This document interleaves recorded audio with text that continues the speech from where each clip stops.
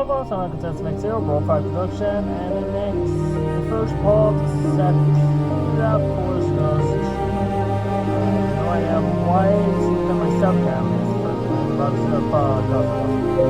Alright, start by turning off the music, because we always turn off the music and turn down the sound.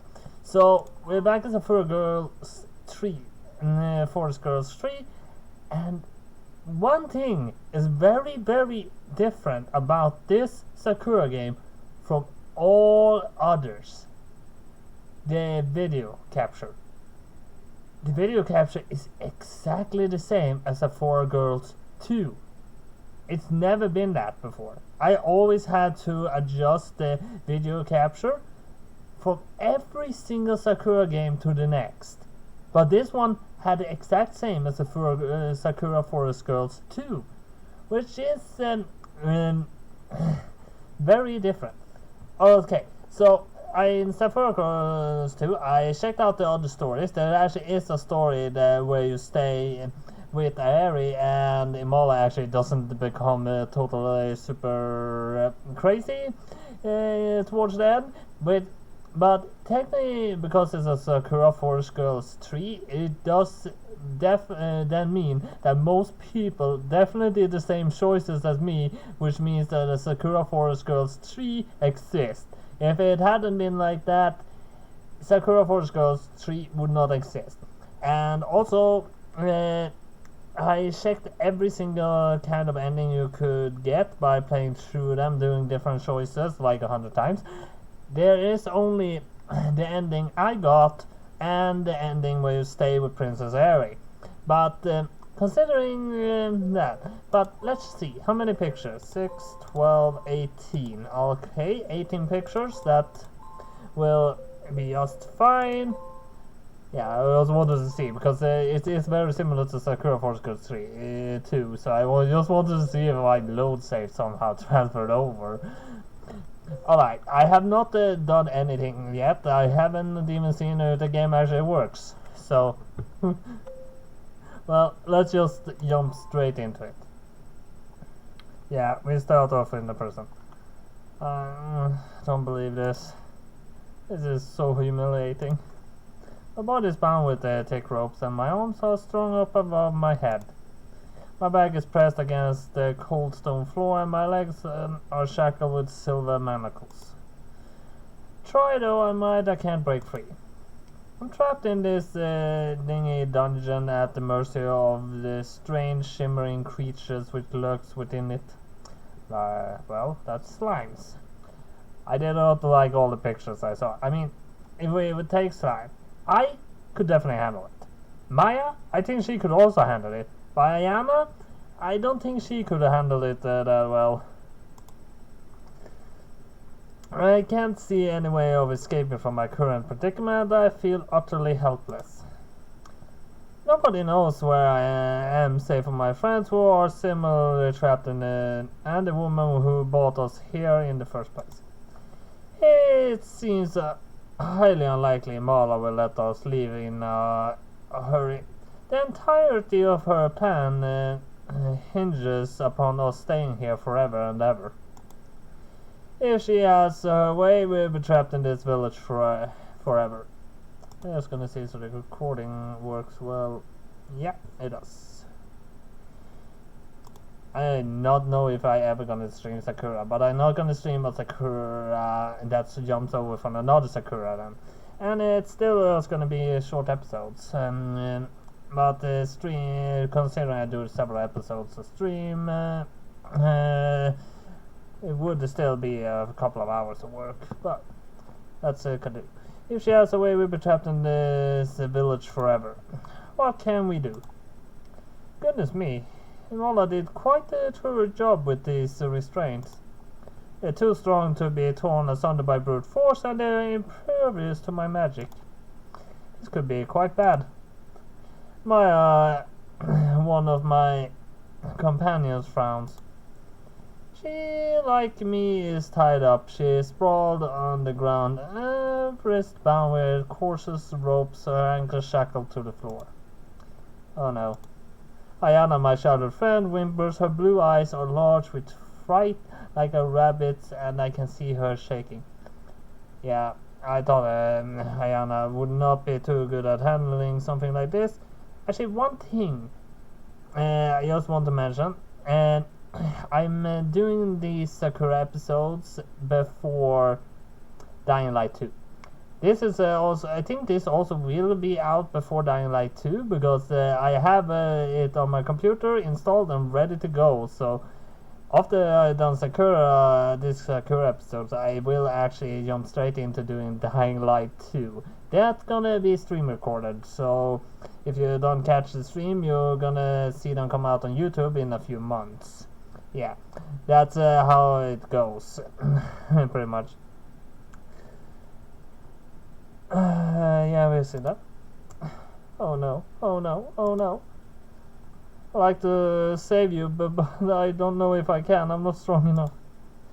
I defeated all those slimes in Ares village, but that was only possible with the Marla's help. I can't do anything on my own. I'm worthless. That's not true, Ayana. You're not worthless at all. You're a good friend, and I'm happy to have you by my side. None of this is your fault. But if I was a bit more talented with magic, then maybe... It's no use. I've studied magic for decades, but not even I can unfasten these restraints. I saw in the screenplay that is in the buying page for this that you will actually meet Koko? Yeah, I think about Koko in this Sakura, so let's see what happens, pretty much. We struggled all we can struggle all we want, but it won't help us. I don't want to admit it, but my grits are teeth together as the triangles of slime drifts down her thigh. There. Nothing we can do. Mola has won. No way. Yeah. I am very stubborn, pretty much.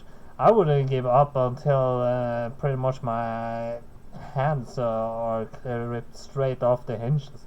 I mean, it would mean I'm lose both my hands, both probably, but still, I would do it. I'm not giving up in ever, pretty much. As there, my expression aghast. I've not known Maya for even half as long as I known Ayana, but I like to think I have a decent understanding of her personality. She is a smug, arrogant witch who loudly proclaims her magical prowess whenever the opportunity presents herself. I never thought I'd hear Maya uttering words of defeat like this. Has she really given up? What will become of us now? I can't let our adventure conclude like this. There must be some way out of this. Can't lose hope yet. Actually, if the story would end like this, well, there would be a very short Sakura. But it's 18 pictures, and I don't think you can fit in 18 pictures in a dungeon. Well, you probably can, but that wouldn't be a good story. I've tried to think, but I'm drawing a blank. I'm afraid it's all over. No, it can't be. We can't give up now. We still need to find Koko. I'm so sorry, Aja. You only accompanied me on this journey because I asked. If it weren't for me, you would be in this situation. My selfishness put you in danger. Now you're never able to escape. No, Ayana, it's not your fault. Please, don't say that. I wanted to find Koko too. I still do. I'm not going to give up on her. There's still ropes aren't enough to stop me. I won't let them best me. Ropes? Oh yeah. I can tear through ropes. I actually had done that before. I've been able to tear through thick ropes that was bound around my wrist. Well, it was not in such predicaments as this. It was just something we did while we were going to school, just to screw with each other. I was the only one that managed to get out of the ropes, always. I always got out of the ropes and everyone else didn't. So, yeah, ropes can't really hold me down. I'm going to get out of here, then I punch him all in her smug, stupid face, you'll see. And how do you propose to do that exactly? I would push her off the cliff. I would throw my spear straight at her head. And if she actually managed to block that with some magic, well, I would have a second spear ready. I don't know, but I can't stop thinking. I can't stop trying. This can't be the end. I won't give up. Those are pretty words, but they're meaningless if you can't think of a plan of action. I'm so sorry, but Maya hangs her head. I failed you. Some powerful which turned out to be. I'm so sorry too. I'm so sorry. Jeez, it's hard trying to be optimistic when Maya lost all faith in herself and Diana is starting to cry. They both sound despairing. Maybe I'm foolish for clinging to hope. It's not like anybody will come to rescue us. It's over, like Maya said. I guess this really is the end. I wanted to see Koko so badly too. I really do miss her. I hope she's alright wherever she may be, and I hope she hasn't forgotten us. Oh, I just thought of something very funny. What if it actually is Koko that saves us from this predicament? It's not entirely impossible. That could actually happen. And we know from all the Sakura that I read, my predictions usually come true. I'm gonna guess that. I'm gonna guess that Koko is the one that saves us from the predicament in this dungeon. I don't think I'll ever forget her. I'm so sorry, Koko. I close my eyes and I feel angry, agitated, tears building up on my lashes. It isn't like me to cry, but then again, it isn't like Maya to give up. Is this really the end? Damn it. Damn it, damn it, damn. Ah! I blink my eyes wide. Suddenly a bright white light begins to fill the room. The white light seems to be emitting from Maya, or to be precise, the golden pendant loop about her neck. I swear Maya wasn't wearing a pendant before. Her neck was bare when it was checked, but now she is sporting a luxurious piece of jewelry. The necklace doesn't disappear, no matter how hard I stare at it. It looks every bit as real as the iron manacles that bind my ankles. Where did that necklace come from, Maya? Oh, this? It's the necklace Ayana gave me. I wonder what happened to that. When we first, you girls came to my home, I said I would take it for safekeeping. Do you not remember? I wore it about my neck, then placed a charm on it to keep it hidden from view. I could tell it had magical powers. I feared it might mightn't have been safe with you girls. Could this light be a part of its magic? It could be. It feels awfully hot. What's going on? Why is the necklace glowing? I don't know. My brow furrows. But this could be the ticket we need to get out of this place. I can't believe I didn't think of this sooner. I don't know much or anything about magic, but I can tell the necklace must be reacting to something. I mean, if it's burning hot, if you just could swing it about your neck right there and catch it in your hand, it might burn your hand a little bit, but you could burn the ropes off also. Perhaps it really will help us. Its light glows brighter than by the second, chasing away the lines which squirm in the shadows. They hang back, afraid or all quivering. The light is so bright now I can't keep my eyes open. It hurts like staring into the sun. A sharp sudden burst of pain seems to split my skull in two. And then everything goes black. Oh my goodness, are you alright? I come to slowly blinking with white spots from my eyes. My head's pounding and I feel exhausted. My body is weary. I might as well have finished running 20-mile sprint. There's an unpleasant taste in my mouth. It takes me a few moments to identify it as dirt. I never tried to eat dirt before, and now I know why. It isn't the most pleasant flavor I've had the pleasure of sampling in my 21 years. Yeah. Technically, I wish I had started cooking my own food way earlier than I actually did. I mean, I don't think I cooked my own food until I actually was 21 years old. But since then, the best food I ever eaten is the food I cooked myself. I mean, all the food I cook is better than the last one. I mean, even pizza or tacos or something that's pretty easy to get your hands on and usually are the favorite of everyone. It isn't beating my own food. I don't know why. It's just how it is.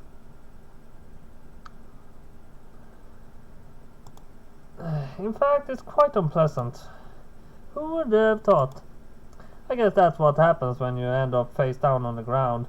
Well, everyone has usually ended up with the face down in the ground once before, and yeah, dirt doesn't taste that well. It was a long time since I did it, but nothing. But if you ever manage to get some dirt in your mouth, you always try to avoid it afterwards. How did I get here? What's going on? I put myself into a sitting position which takes more effort than it should and spit onto the good soil. My vision skews, my temple is pounding as though it might burst.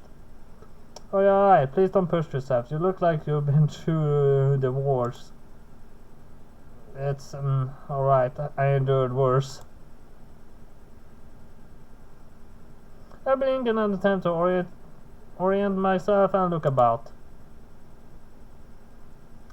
I'm in an unfamiliar clearing, in an unfamiliar forest, sitting upon the ground. The grass is festooned with droplets of dew, which feel cool and soothing against my skin. The wind blows against the curves of my spine, which makes me shiver.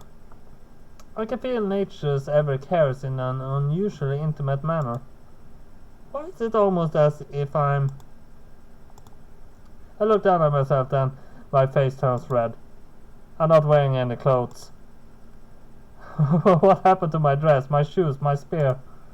How did I end up laying on the ground, limbs sprawled inelegantly like a squished bug, which nary a scrap of clothing to cover my shame? I'm not an exceptionist. I never wandered outside like this.